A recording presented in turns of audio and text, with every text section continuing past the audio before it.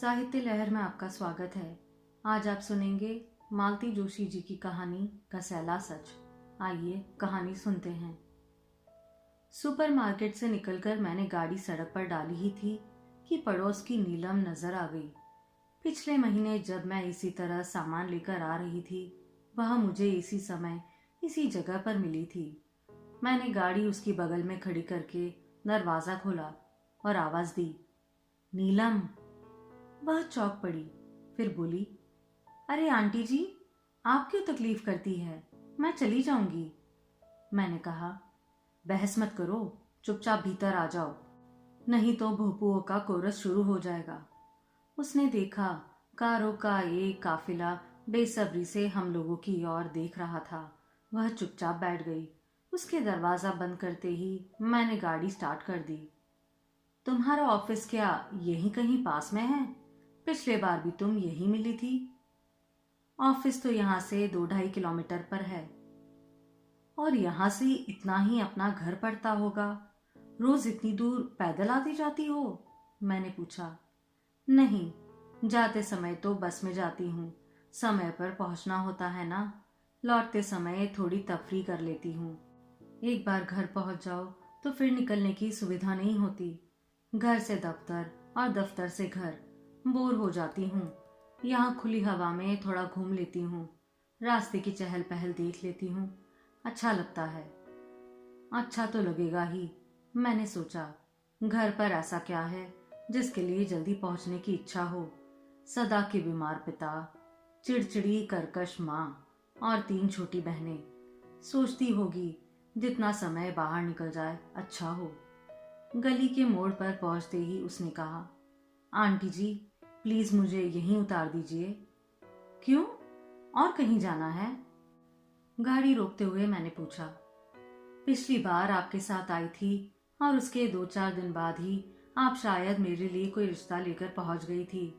तब माँ ने बहुत हंगामा मचाया कि शादी के लिए मैं इतनी बेसब्र हो गई हूँ कि पड़ोसियों से चिरौरी करती फिरती हूँ। देखो नीलम, घर में शादी लायक बेटे बेटी हो तो प्रस्ताव आती ही है, उसमें बुरा मानने जैसी तो कोई बात नहीं है। रही बेसब्री की बात, तो तुम कोई 15 साल की तो हो नहीं। डबल कर लीजिए, मतलब 30। तो बताओ, इस उम्र में अगर लड़की शादी के लिए आतुर होती भी है तो उसमें आश्चर्य क्या है? अच्छा आंटी जी, लिफ्ट के लिए थैंक्स, उसने उतरते हुए कहा और विषय ही समाप्त कर दिया।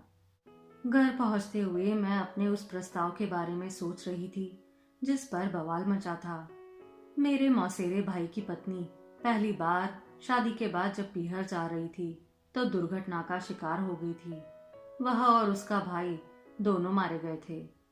भाई तो मतलब मेरा मौसेरा भाई तो एकदम बदहवास हो गया था। उसे नॉर्मल होने में पूरा 1 साल लग गया था।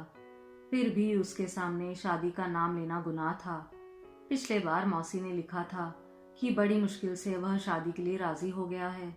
जल्दी से कोई अच्छी सी लड़की ढूंढ दो ताकि उसका 8-9 साल का वनवास खत्म हो। पिछली बार जब नीलम को लिफ्ट दी थी तो मुझे एकदम मौसी की याद आ गई थी। मैं फौरन उसके लिए प्रस्ताव लेकर पहुंच गई थी। उनकी ओर से कोई जवाब नहीं आया तो मैंने सोच लिया था कि दुहाजू वर के लिए वे लोग तैयार नहीं होंगे। पर वैसे आज अच्छा मौका था, मैं नीलम से ही उसकी राय जान सकती थी। पर राय जानकर भी क्या होता? मुझे नहीं लगता कि अपनी राय पर अमल करने की क्षमता इस लड़की के पास है। घर पहुंची तो देखा पड़ोस के घर के सामने एक गाड़ी खड़ी है। नुपुर ने दरवाजा खोला तो मैंने पूछा, पड़ोस में कोई बीमार है? हाँ। कौन? अंकल जी। क्या हो गया? अब घर में भी आओगी कि बाहर खड़े खड़े ही सब कुछ पूछ लोगी? उसने झल्लाते हुए कहा। मुझे बुरा लगा, भला इसमें झल्लाने जैसा क्या था? डॉक्टर की गाड़ी देखी तो पूछ लिया, पर आजकल की लड़कियों के तेवर मिलते ही नहीं है। फिर मैं बिना कुछ बोले भीतर आ गई और शॉपिंग बैग खाली करने लगी। नुपुर मेरे आसपास मंडराती रही।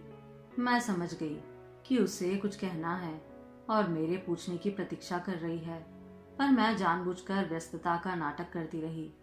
उससे नहीं रहा गया तो बोली, मम्मी पता है, अंकल एकदम बेहोश हो गए थे। क्यों? मेरी भी उत्सुकता जाग उठी थी। पूनम दीदी ने शादी कर ली। क्या? फोन सुनते ही अंकल गश खाकर गिर पड़े। अरे, वो नीलम अच्छी भली मेरे साथ आ रही थी, पता नहीं क्यों कॉर्नर पर उतर गई। जानबूझकर उतर गई होगी। उन्हें पता होगा घर पर कैसा कोहराम मचा होगा। सोच रही होगी जितना देर से घर पहुंचूं अच्छा है। मतलब नीलम को सब पता है। उन्हीं की तो प्लानिंग है। पता है, पूनम दीदी का लंबे समय से अफेयर चल रहा था। बड़ी दीदी ने कहा, माँ पापा को मनाने के चक्कर में मत पड़, शादी कर ले। कोई भी लड़का तेरे लिए जिंदगी भर बैठा नहीं रहेगा। पर वह नहीं मानी। जैसे ही आंटी जी के सामने बात उठाई, आंटी जी भड़क गई। अभी बड़ी बैठी है तो तुम्हारी कैसे कर दें? अब आप हाथ पर हाथ धरे बैठे रहेंगे तो बड़ी छोटी सब जिंदगी भर बैठी ही रह जाएंगी। एग्जैक्टली, पूनम दीदी ने बिल्कुल यही शब्द कहे तो आंटी जी आग बबूला हो गई। बोली, शादी को इतनी उतावली है तो जा अपने आप कर ले। पूनम दीदी ने कहा, बस तुम्हारी आज्ञा चाहिए थी, वह मिल गई, अब कर ही लूंगी। तुम्हें ये फर्स्ट हैंड न्यूज किसने दी?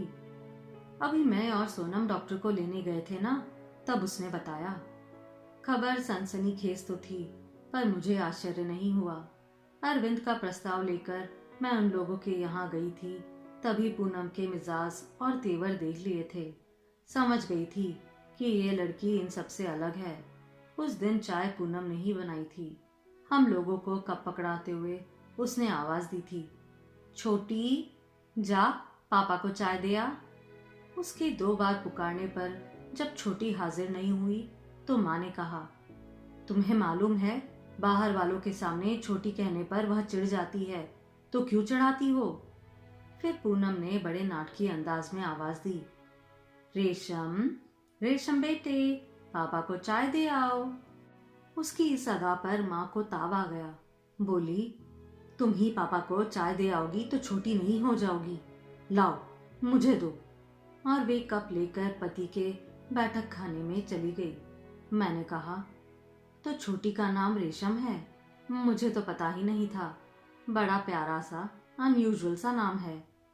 आंटी जी, ये सीरीज चलती रहती तो आपको बहुत सारे अनयूजुअल से नाम सुनने को मिलते। मैं तो सन्न रह गई। ये लड़की है कि तूफान। शाम ये दफ्तर से लौटे तो मैंने कहा, मकान मालिक बीमार है, देखने चले? बीमार तो वे सदा से हैं, अच्छे हो गए हो तो देखने चलते हैं।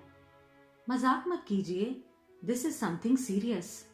मैंने जब उन्हें सारा इतिहास बताया तो बोले, रहने दो, हमारी गुडविल का गलत अर्थ भी निकाला जा सकता है। वे सोचेंगे कि हम उनके जले पर नमक छिड़कना चाहते हैं। 4-5 दिन पड़ोस में बड़ा सन्नाटा रहा, जैसे कोई गमी हो गई हो।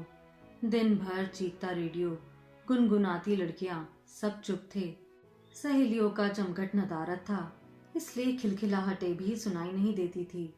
आंटी जी की मेहरी से, सब्जी वाले से, झाड़ू वाले से होने वाली चकचक के अभाव में वातावरण शांत था। उस रात हम दोनों पान खाकर लौट रहे थे। गली से थोड़ी दूर पर ही थे कि इन्होंने मेरा हाथ दबाकर धीरे से कहा, वो देखो, तुम्हारी चहेती लैंप पोस्ट के नीचे खड़ी है। मैंने देखा, सचमुच गली के मुहान पर नीलम खड़ी थी। इन्होंने जैसे मुझे ताकीद करते हुए कहा, चुपचाप निकल चलो, उसे आवाज मत देना, नहीं तो वह एम्बैरेस हो जाएगी। गली की चौड़ाई होती ही कितनी है, फिर भी मैं इनके डर से सिर नीचा करके चली जा रही थी कि उसी ने आवाज दी, आंटी जी। मैं तुरंत उसके पास पहुंच गई और पूछा, इतनी रात गए तुम यहाँ क्या कर रही हो? छोटी और सोनू की राह देख रही हूँ। इतनी रात गए वे लोग कहाँ गए हैं? वह कुछ कहती इससे पहले ही पीछे से आवाज आई, मैं घर जा रहा हूँ। आवाज की तल्लखी से मैं समझ गई कि घर जाकर अच्छी खासी डांट पड़ने वाली है, पर डांट के डर पर मेरी उत्सुकता भारी पड़ गई है। मैंने पूछा, इतनी रात गए दोनों कहाँ गई हैं? पिक्चर देखने। और तुम यहाँ क्या कर रही हो? माता जी की आज्ञा का पालन कर रही हूँ। उनका कहना है कि गली इस समय एकदम सुनसान रहती है। दोनों का इस समय अकेले आना खतरे से खाली नहीं है। वे दोनों हैं, फिर भी अकेली हैं। और तुम जो इस सुनसान में अकेली खड़ी हो, तुम्हें कोई खतरा नहीं? माँ सोचती है अब मैं उस उम्र में पहुंच गई हूँ जहाँ कोई भय नहीं है। Don't tell me, you are just 30 नीलम।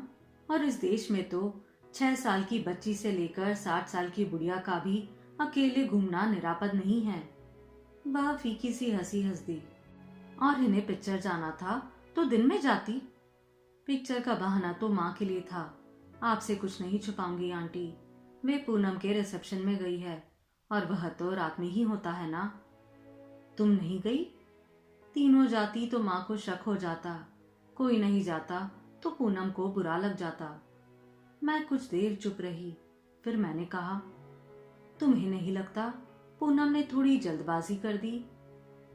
कितने दिन और किस लिए? स्थितियां तो यथावत रहने वाली थी। वैसे भी वह 26 की तो हो ही गई थी। छोटी भी अब 18 की हो चली है। मेरी शादी नहीं होने से क्या उनकी उम्र रुक जाएगी? मैंने देखा उसके स्वर में जरा भी हताशा या रोष नहीं है।